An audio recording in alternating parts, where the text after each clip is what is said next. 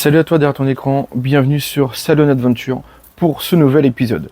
Et aujourd'hui, on va monter une fenêtre, plus précisément une baie coulissante de la marque Carbest spéciale Trafic 3. Alors, je vais aller faire ça chez un ami qui est bien équipé, qui a déjà monté ce type de fenêtre. Par rapport à la notice, elle est super, hein. C'est en anglais ou en allemand. Moi personnellement, je suis pas trop fan, j'aime bien que ça soit en français. La notice, on la trouve sur internet, pardon, donc pas de panique, et je vous la mets en description juste en dessous. Je vous dis à tout de suite, je balance l'intro et je reviens juste après.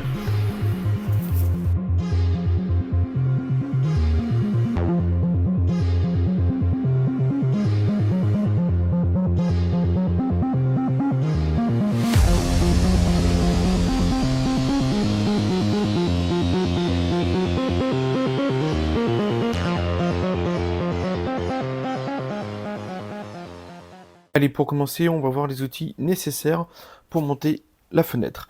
Il vous faudra une perceuse avec forêt à métaux qui permettra la facilité d'insérer la scie sauteuse pour pouvoir couper la tôle.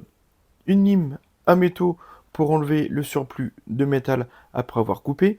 Une ventouse avec poignée, donc c'est facultatif, c'est pour vous aider à transporter la vitre jusqu'au camion. Et un maillet en caoutchouc qui permettra de mettre le joint après avoir coupé la tôle. Allez, maintenant on va voir les accessoires qu'il vous faut. Bien évidemment, il vous faut la fenêtre. Le joint de protection de tôle qu'on mettra tout autour de la tôle qui a été coupée auparavant. L'arme à sel cleaner pour dégraisser la tôle, pour ensuite mettre de l'anti-rouille. Et pour finir, le Sika Activator 205 pour une bonne adhérence entre le Sika 521 qu'on va mettre et la tôle. Ne vous inquiétez pas, il y a beaucoup d'éléments. Je reviendrai sur chaque produit un par rapport à l'étape que je serai en train de faire.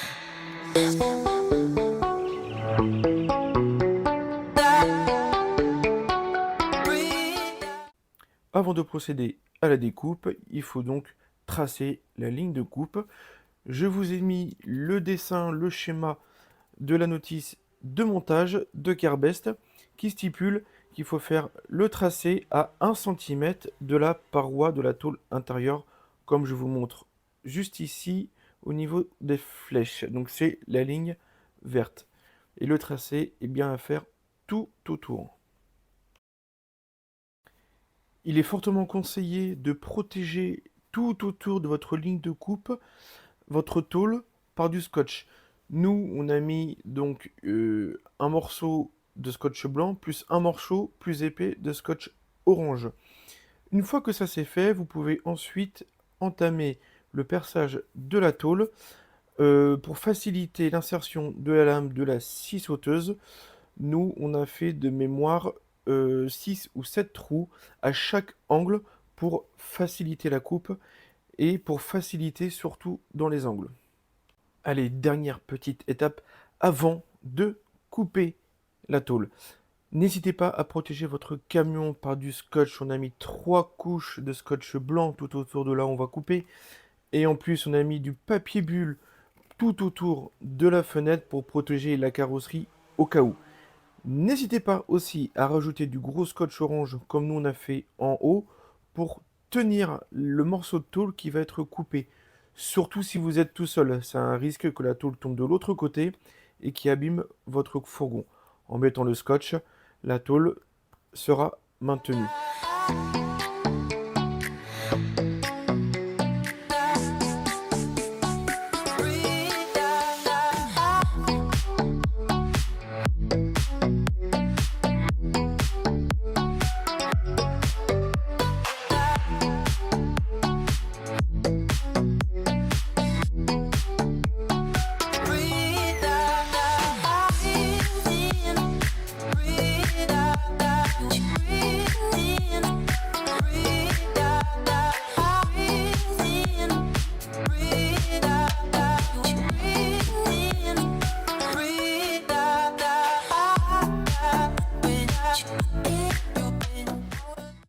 Et donc voici l'état du scotch qu'on a mis tout autour du tracé.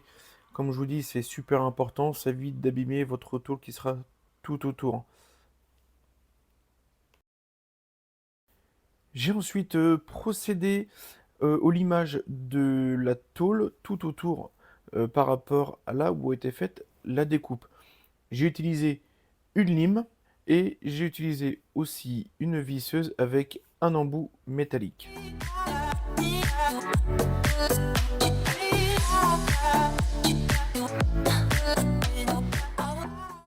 Une fois que vous avez fini de limer, vous pouvez appliquer de l'anti-rouille à l'aide d'un petit pinceau tout autour de la fenêtre.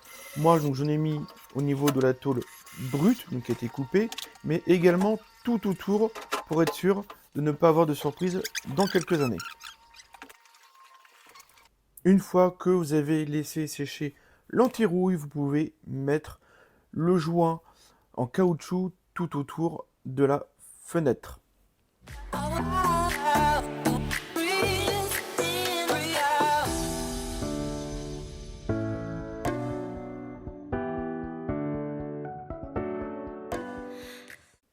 À l'aide du tampon applicateur, j'applique le Sika activateur sur la carrosserie pour une bonne adhérence du Sika.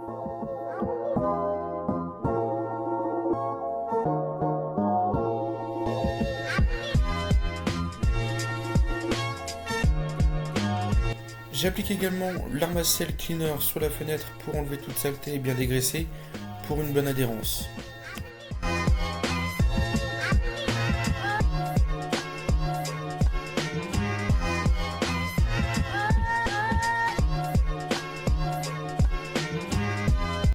Et enfin, j'applique le Sika applicateur à l'aide du tampon pour également avoir une bonne adhérence lorsqu'on va coller la fenêtre au Sika sur le camion.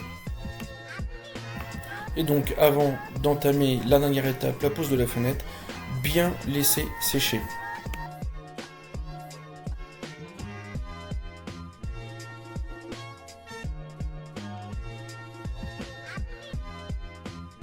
Pendant que le Sika activateur sèche sur la fenêtre, vous pouvez appliquer le Sika 521 UV au niveau de la tôle. Alors attention, ne pas en mettre trop près du trou, mais pas non plus trop loin. Ça évitera d'avoir des débordements quand vous allez poser et écraser la fenêtre sur la tôle. Une fois que je me suis assuré que le Sika activateur était bien sec sur la fenêtre, on a mis en place donc la baie vitrée sur le camion. Vous avez vu qu'on avait une ventouse à poignée pour s'aider à la porter, même si celle-ci n'est pas lourde. Et on a mis en place du scotch pour bien la maintenir. Faites attention à bien centrer votre fenêtre en haut, en bas et à gauche et à droite du véhicule. Alors rassurez-vous, le Sika ne sèche pas immédiatement. Vous avez encore un petit peu de temps pour réajuster votre fenêtre. Ça y est, votre fenêtre est maintenant posée. Je vous conseille de laisser votre véhicule à l'abri des intempéries pendant au moins 24 heures pour être sûr que le Sika s'est bien adhéré au niveau de la tôle. Et j'ai également laissé les scotch pendant 24 heures. C'est la fin de cette vidéo. Merci de l'avoir regardé jusqu'à la fin. N'hésite pas, si tu as des questions ou quoi que ce soit, à me les poser ci-dessous en commentaire. Tu peux me joindre également sur ma page Instagram. N'hésite pas à mettre un like, à me suivre et à partager la vidéo. Ça m'aiderait beaucoup. Je te dis à très vite pour de prochains épisodes. Il y aura la pose du lanterneau, la pose de l'isolation phonique et thermique. Prends soin de toi. Ciao, ciao.